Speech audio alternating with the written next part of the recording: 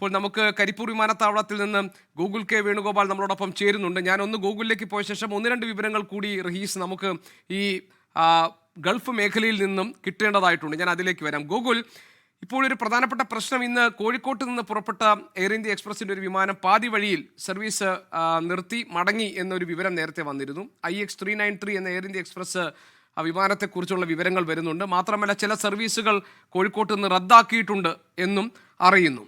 യാത്രക്കാർക്ക് ഇത് സംബന്ധിച്ച് കൃത്യമായ വിവരങ്ങൾ കിട്ടിയിട്ടുണ്ടോ? കരിപ്പൂർ വിമാനത്താവളത്തിൽ യാത്രക്കെത്തി മുടങ്ങിപ്പോയ ആളുകൾ ആരെങ്കിലും അവിടെ കുടുങ്ങിക്കിടക്കുന്നുണ്ടോ? അങ്ങനെ ആരെങ്കിലും കാണാൻ കഴിഞ്ഞിട്ടുണ്ടോ?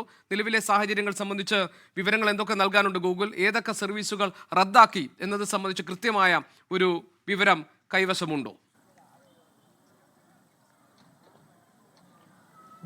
ഈ പശ്ചിമേഷ്യൻ സംഘർഷങ്ങളൊക്കെ രൂക്ഷമായിരുന്ന പശ്ചാത്തലത്തിൽ ഏറെ നാളായി കുവൈറ്റിലേക്കുള്ള സർവീസുകൾ മുടങ്ങിയിരിക്കുകയായിരുന്നു. ഇന്നാണ് അതിന്റെ സർവീസ് പുനരാരംഭിച്ചത്. ആ ഘട്ടത്തിലാണ് ഇത്തരത്തിലൊരു പ്രതിസന്ധി കൂടി ഉണ്ടായിട്ടുള്ളത്.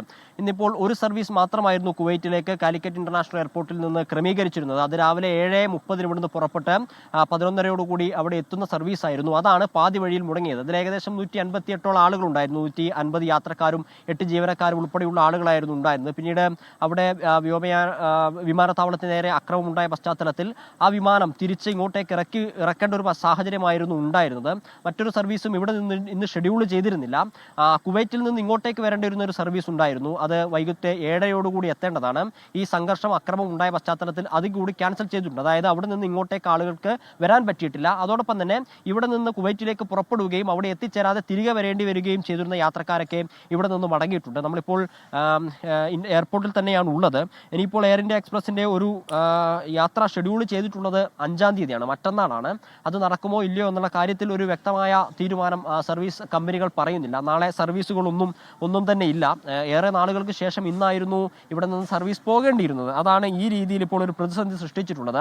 ഈ പറഞ്ഞതുപോലെ പെരുന്നാൾ അവധിയൊക്കെ കഴിഞ്ഞ് ഇവിടെ എത്തിയ ആളുകൾ, യാത്രക്കാരുൾപ്പെടെയുള്ള പ്രവാസികൾ തിരിച്ചു പോവുകയും അവരുടെ ജോലി സംബന്ധമായ ആവശ്യങ്ങൾക്ക് അവിടെ പ്രവേശിക്കുകയും ഒക്കെ ചെയ്യേണ്ടതാണ്. അവരുടെ കാര്യങ്ങൾ ഇനി എന്തായിരിക്കും എന്നതിനെ സംബന്ധിച്ച് ഒരു തീരുമാനമൊക്കെ ഉണ്ടാവേണ്ടതുണ്ട്. എയർ ഇന്ത്യ എക്സ്പ്രസ് ഈ പറയുന്ന ടിക്കറ്റ് റീഫണ്ട് ചെയ്യുമെന്നതുൾപ്പെടെയുള്ള കാര്യങ്ങൾ പറയുന്നുണ്ട്. പക്ഷേ അതുകൊണ്ട് ഈ പ്രതിസന്ധി, യാത്രക്കാർ നേരിടുന്ന ബുദ്ധിമുട്ടുകളൊന്നും തീരുന്നില്ല എന്നുള്ളതാണ് ഇതിലൊരു പ്രധാനപ്പെട്ട കാര്യം. കാരണം ജീവിതവുമായി ബന്ധപ്പെട്ട, ജോലിയുമായി ബന്ധപ്പെട്ട, വിദ്യാഭ്യാസവുമായി ബന്ധപ്പെട്ട, അല്ലെങ്കിൽ വിസ ഉൾപ്പെടെയുള്ള കാര്യങ്ങളുമായി ബന്ധപ്പെട്ട നിരവധിയധികം പ്രശ്നങ്ങൾ അവർക്ക് ഉണ്ടാവുന്നുണ്ട്. അതൊക്കെ പരിഹരിക്കേണ്ടതാണ്. നമുക്കിപ്പോൾ എയർപോർട്ടിനകത്തേക്ക് ഒരു പ്രവേശനമില്ലാത്തൊരു സാഹചര്യമാണ് ഉള്ളത്. നേരത്തെയൊക്കെ സംഘർഷം രൂക്ഷമായിരുന്ന സാഹചര്യത്തിൽ നമ്മൾ അകത്തേക്ക് പോവുകയും യാത്രക്കാരുടെ ഉൾപ്പെടെയുള്ള ആളുകളുടെ പ്രതികരണങ്ങൾ തേടുകയും ഒക്കെ ചെയ്തിട്ടുള്ളതാണ്. പക്ഷേ ഇപ്പോൾ നമുക്ക് അതിനകത്തേക്ക് ഒരു പ്രവേശനത്തിന് വിലക്കുണ്ട്. അങ്ങോട്ടേക്ക് പോയി യാത്രക്കാരിൽ നിന്ന് പ്രതികരണം തേടുന്നത് എന്നത് ഉൾപ്പെടെയുള്ള കാര്യങ്ങൾ ടെർമിനൽ മാനേജർ ഉൾപ്പെടെയുള്ള ആളുകൾ നമ്മളോട് പങ്കുവച്ചിട്ടുണ്ട്.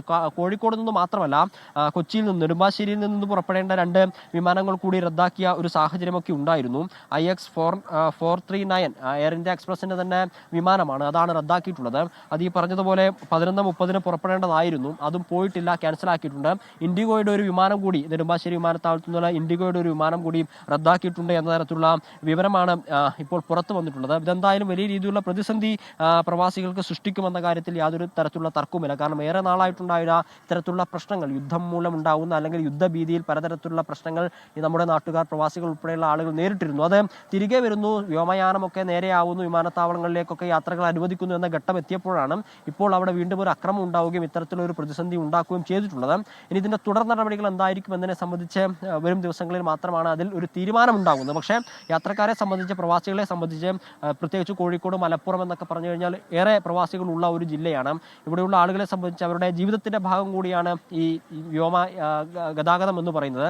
അത് ഉടനടി പരിഹരിക്കേണ്ടതായിട്ടുള്ള ഒരു പ്രശ്നമായി മാറുന്നു. പക്ഷേ ഇത്തരത്തിലുള്ള ഒരു അക്രമമൊക്കെ നടക്കുന്ന പശ്ചാത്തലത്തിൽ അതെങ്ങനെ തീർക്കുമെന്ന കാര്യത്തിൽ നമുക്ക് ഒരു ഉറപ്പോ അല്ലെങ്കിൽ ഏതായാലും കരിപ്പൂർ വിമാനത്താവളത്തിനകത്ത് കയറി അവിടെ യാത്രക്കാർ ഏതെങ്കിലും പ്രശ്നങ്ങൾ നേരിടുന്നുണ്ടെങ്കിൽ, അവരെന്തെങ്കിലും ബുദ്ധിമുട്ടുകൾ അനുഭവിക്കുന്നുണ്ടെങ്കിൽ അവരുടെ പ്രതികരണം നേരിട്ടെത്തിക്കാൻ നിർഭാഗ്യവശാൽ നമുക്ക് കഴിയുന്നില്ല. അതിന് കാരണം നിയന്ത്രണങ്ങളുണ്ട്. ഞങ്ങളുടെ പ്രതിനിധി ഗൂഗിൾ കെ വേണുഗോപാൽ അവിടെ ഉണ്ടെങ്കിലും ഗൂഗിളിനകത്ത് കയറാനുള്ള അനുമതി ലഭിച്ചിട്ടില്ല. ഇതിനു മുൻപും യാത്രക്കാർ നേരിട്ട ദുരിതങ്ങൾ സംബന്ധിച്ച കാര്യങ്ങൾ അവരുടെ പ്രതികരണങ്ങൾ എത്തിച്ച സാഹചര്യത്തിലായിരിക്കാം ഒരുപക്ഷെ ഇത്തരം ഒരു നിയന്ത്രണം കൊണ്ടുവന്നിട്ടുണ്ടാവുക. ഏതായാലും ആ ടെർമിനലിന് പുറത്ത്, വിമാനത്താവളത്തിന് പുറത്തു നിന്നും ഗൂഗിൾ നൽകുന്ന വിവരങ്ങൾ അനുസരിച്ച് ക്യാൻസലാക്കിയ, റദ്ദാക്കപ്പെട്ട വിമാനങ്ങളെക്കുറിച്ചുള്ള, സർവീസുകളെക്കുറിച്ചുള്ള വിവരങ്ങൾ, അതോടൊപ്പം തന്നെ ഇത് എത്ര വലിയ ദുരിതമാണ് യാത്രക്കാർക്ക് സൃഷ്ടിക്കാൻ പോകുന്നത്. പ്രത്യേകിച്ച് ഗൾഫ് മേഖലയെ ആശ്രയിച്ച് കഴിയുന്ന നമ്മുടെ നാട്ടിലെ ജനങ്ങൾ, അവർക്ക് ജോലി സ്ഥലങ്ങളിൽ കൃത്യസമയത്ത് എത്തേണ്ടതായിട്ടുണ്ടാകും. ഇവിടെ നിന്നും അവിടെ പലവിധ ആവശ്യങ്ങൾക്കായി പോകുന്ന ആളുകൾ അവരുടെ യാത്രയ്ക്ക് തടസ്സം നേരിട്ടിരിക്കുന്നു. മറ്റൊന്ന്, കുവൈത്തിൽ നിന്ന് ഇങ്ങോട്ടേക്ക് തിരിക്കാൻ നിന്ന ആളുകളുടെ കാര്യമാണ്. ചികിത്സയും അതോടൊപ്പം തന്നെ മറ്റ് വീട്ടിലെ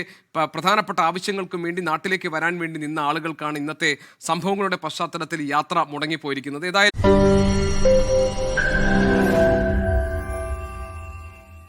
ലോകത്തെവിടെയായാലും ഏത് സമയത്തും 24 വാർത്തകളും ഓഗ്മെന്റഡ് റിയാലിറ്റി പാക്കേജുകളും എക്സ്പ്ലെയിനറുകളും വിശദമായി കാണാൻ ഞങ്ങളുടെ യൂട്യൂബ് ചാനൽ നിങ്ങൾക്ക് സബ്സ്ക്രൈബ് ചെയ്യാം.